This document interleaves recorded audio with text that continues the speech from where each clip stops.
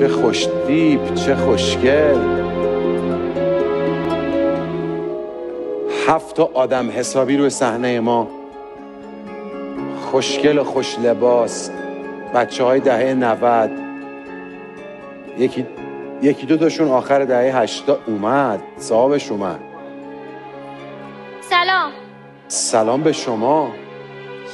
داستان از اونجایی شروع شد که چون ما خودرو ملی نداشتیم که طراحی بومی خودمون باشه و تونسته باشه استانداردهای خودروی دنیا رو پاس کرده باشه، گروه موسیتا گرده هم اومد که بتونه یک خودرو هیبریدی بسازه که هم طراحی کامل خودمون باشه و هم بتونه استانداردهای خودروی دنیا رو پاس کنه. گفتیم اول از همه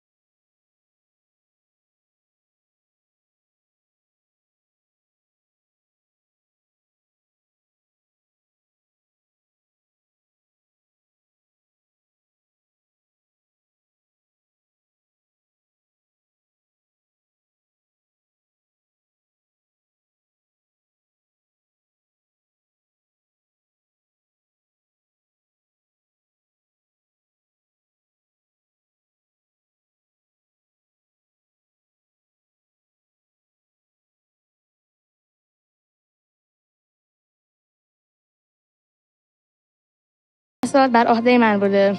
سینماتیک حرکتی یعنی جابجایی بازوهای ربات ما و درجات آزادی اون. من الگوریتم کنترلی ربات نقاش دیواری رو نوشتم. من با استفاده از روابط ریاضی و محاسبه کردن مختصات نقاط توی کادر نقاشی اومدم فلوچارت و الگوریتما رو و توابع کنترلی رو کشیدم. من ربات نقاش دیواری رو طراحی میکنم و طرح حرکتی یا موشن پلنینگ ربات نقاش دیواری رو. موشن پلنینگ یعنی چی؟ یعنی اینکه چطور میتوانیم گردش یا حرکت چرخشی استپر موتورها را تبدیل به دستگاه مختصات ایکس و وای کنیم. من دارم با استفاده از نرم افزار آلتیوم دیزاینر طراحی برد کنترلی ربات نقاش بازویی رو انجام میدم که با کدی که یونا زده کد رو روی بردی که من اینجا کشیدم آپلود میکنیم یا منتقل میکنیم و با میکروکنترلر به تمام سخت افزارهایی که داریم مثل درایور موتور دست میدیم. چطور به تو نگفتم؟